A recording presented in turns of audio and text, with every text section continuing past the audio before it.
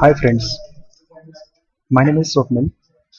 Today we are going to discuss about low power design in chip designs and the major factor that affects low power, that is supply voltage.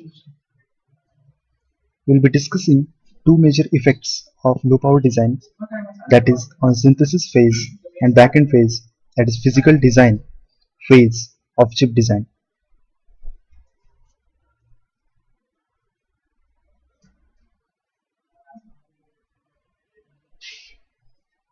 So in real world mobile applications, it is essential to save power in parts of chip that are not in use. Nowadays, chips integrate several systems on a single chip. Each of these system on chip or SoC is also called intellectual property, commonly called as IPs.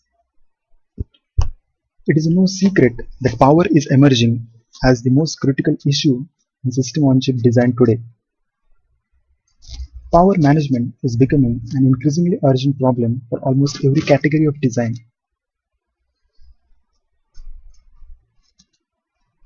As we see that the power density trend versus the power design requirements for modern SoCs is as shown in the next figure.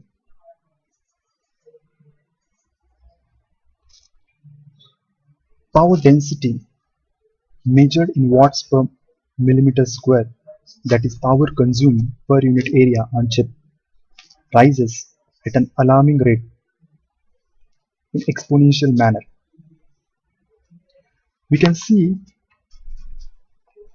that the red line curve, which indicates power density curve, is exponentially rising curve, that is power consumed per unit area is exponentially rising, while the power design requirements indicated by the yellow line is a constant line. This trend shows a widening gap between the two curves, which represents most critical challenge that designers of wireless, portable, and other electronic products face today.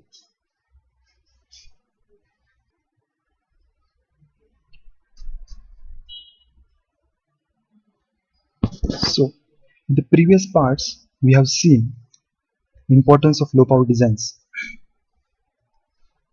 We all know that market forces, technology advances, and government regulations on green power have made low power designs a commonplace and necessary for many applications ranging from mobile to plugged into the wall devices.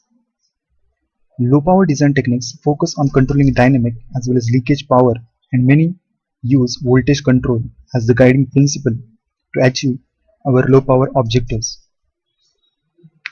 We have also seen factors affecting power, of which the major factors are supply voltage, switching activity, load capacitance. Supply voltage impacts power consumption in several ways. More importantly, it impacts all components of power consumption, that is switching power, short circuit power, leakage currents. The well-known equation that demonstrates or shows the quadratic dependence of power consumption on supply voltage is P dynamic is equal to C VDD square into F, where P dynamic is the dynamic power dissipation, C is the capacitive load seen by the device, VDD obviously is the supply voltage, and F is the frequency of 0 to 1 transitions. Static power dissipation is significantly smaller than dynamic dissipation. We have seen that a simple technique of reducing supply voltage was used to reduce power consumption. We also discussed in the previous slides about voltage islands, which indicates circuitry operating at same voltage levels placed in immediate proximity so that they share same power supplies. Also, we have seen in the previous slides use of level shifters when signal moves from one voltage domain to the other. We also studied the limitation that change in supply voltage cannot be detected by simulation, as there is no concept of distinguishing between supply voltages in the simulation phase of chip design.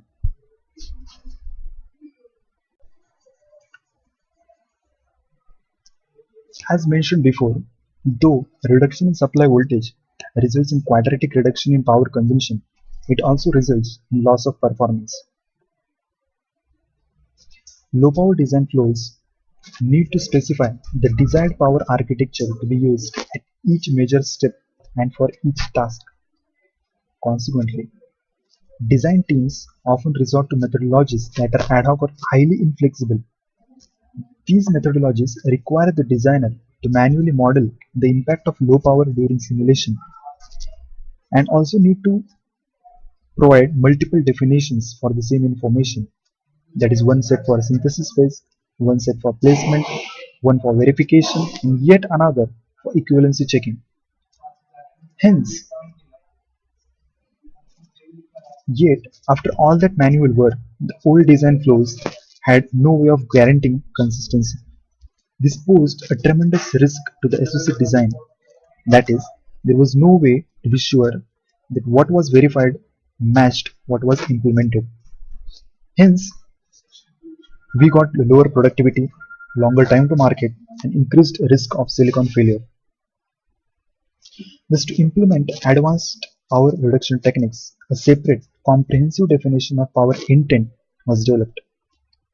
Common Power Format, that is CPF, that could be applied at each step in the design, verification, and implementation stages, which was approved by Silicon Integration Initiative SI2.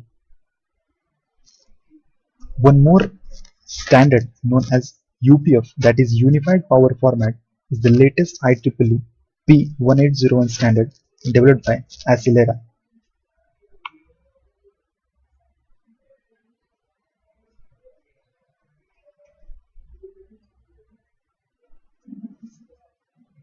Next, we are going to discuss about CPF, UPF, that is Common Power Format or Unified Power Format.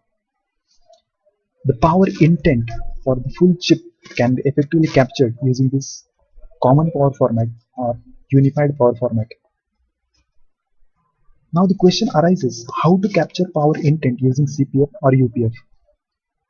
There are various CPF UPF commands that are being used while capturing the power intent.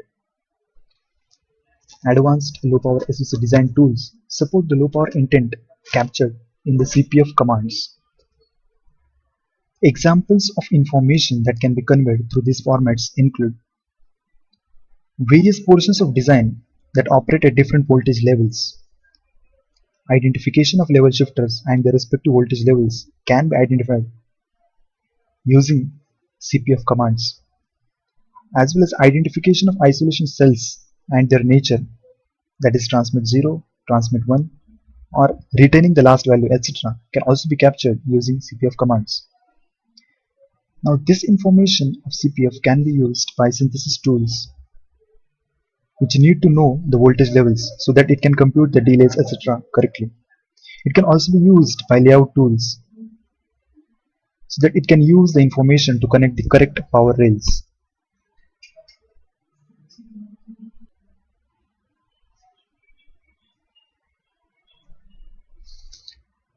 Next, we look into how the same RTL can be used throughout the design flow by using different CPFs at various stages of design flow. Now, when developing RTL, no changes are required for a CPF based flow. The power intent is captured in the CPF. With CPF, the RTL is used throughout the flow, maintaining the integrity.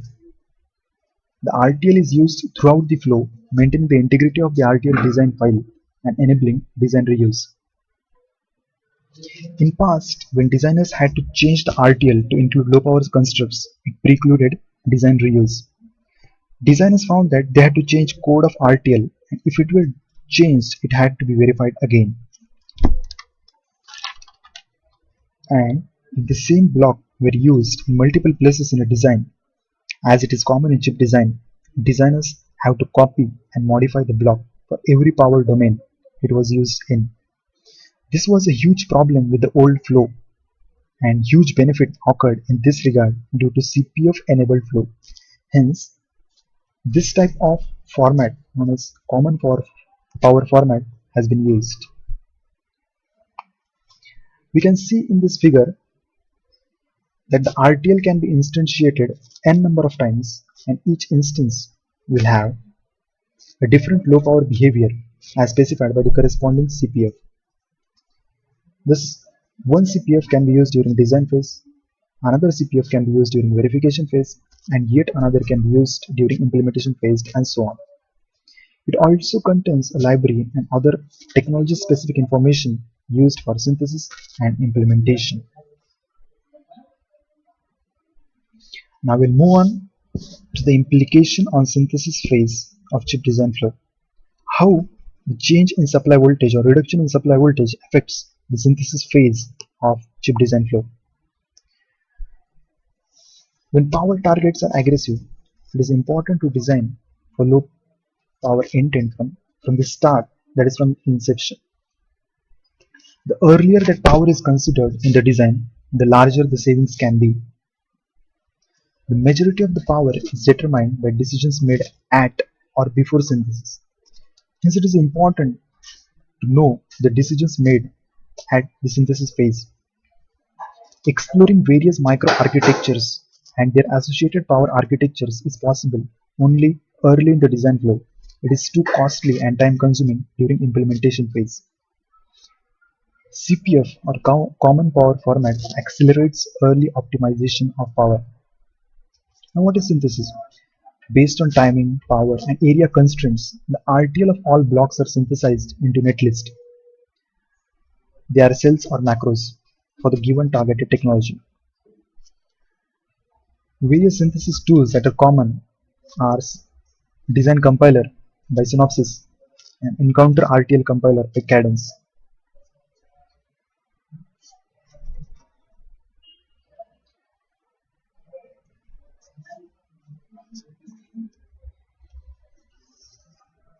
So, we have seen use of level shifter in the previous parts in the chip design. A level shifter inserted in the RTL or even netlist might appear simply as a buffer to a synthesis tool. As the synthesis tools tries to do various kinds of optimizations during the synthesis phase, it might remove this buffer or replace this buffer with another buffer. In order to prevent this, there has to be a directive to the synthesis tool not to replace or remove this buffer.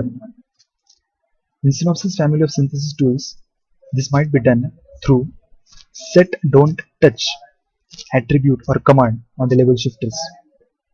For other tools, in other EDA tools, the corresponding command or attribute could be different.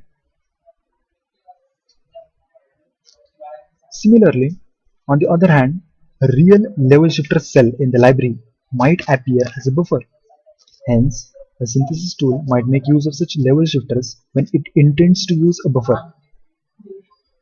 Usually, the library description of these cells is expected to have a directive on the cells so that they don't get picked up in place of buffer.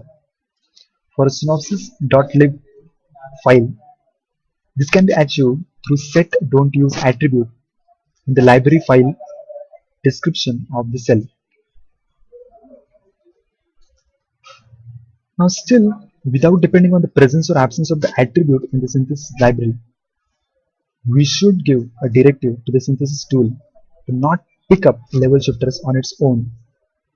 In Synopsys family of synthesis tools, this might be done through set don't use command in the synthesis scripts. Besides, the synthesis tool and methodology should have the support for multiple voltage libraries. Currently, all the synthesis tools and methodologies have added support for multiple voltages.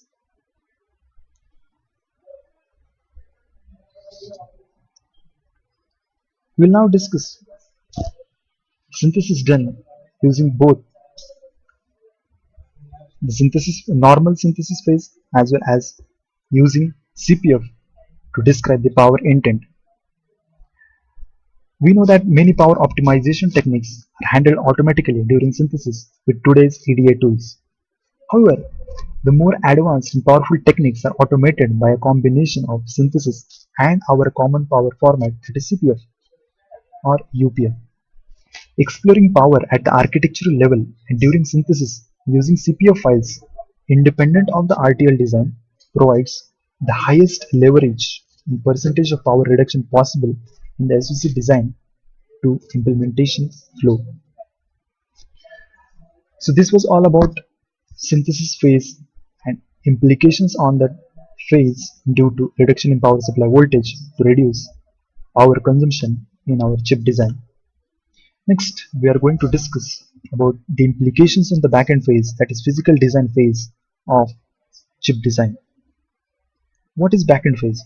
This phase consists of various steps, example placement and routing, performing all the verifications again on placement and routing netlist, that is functional, timing, power, test, area, etc., and various other finishing activities. These cells need to be connected to the power and ground lines during global routing stage. Now, the backend tools, for example, router, will have to route not just one kind of supply voltage line, but of several different kinds of supply voltages. And while connecting the cells to different power lines, it will need to ensure that each cell is connected to right power supply. We have also used level shifters. So what will be the implications of level shifters in the backend phase? Level shifters have to be connected to two power supplies, one from which it will be crossed from one domain to other voltage domain. These tools again need to ensure that the two lines connected to the level shifters are correct and are also in the right order. Routers have the ability to do in-place optimizations through upsizing and downsizing. So what is upsizing and downsizing? Upsizing and downsizing refer to making very local optimizations wherein a specific cell is replaced by another cell having exactly same functionality but higher or lower drive strength. With respect to this functionality, they face the same issues as we previously saw in the synthesis implication, that of distinguishing between buffers and level shifters. That is, they could not distinguish between buffers and level shifters.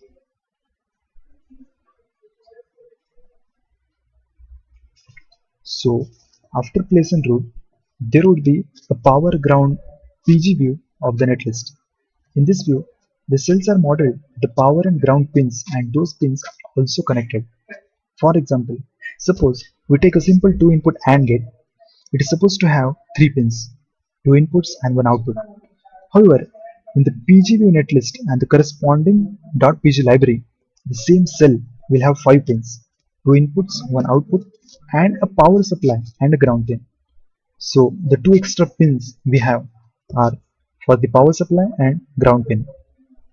This PG view of netlist is then subjected to rule-based checkers to make that the cells have been connected to appropriate power lines.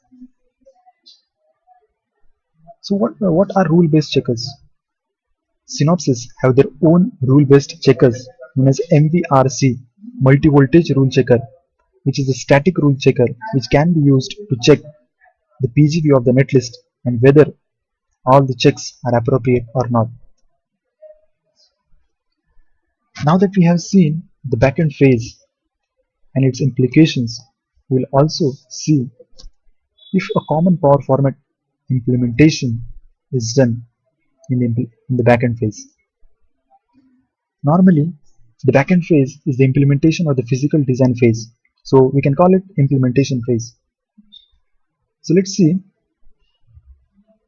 The implementation phase for low power devices brings about its own complexities and challenges, but these can be solved with correct knowledge, standards, tools, and methodology. Power intent consistency can be solved using standard power formats such as CPF and UPF. Physical handling of low power constraints such as isolation cells, level shifters, power switches, etc. are automatically handled in advanced EDA implementation tools.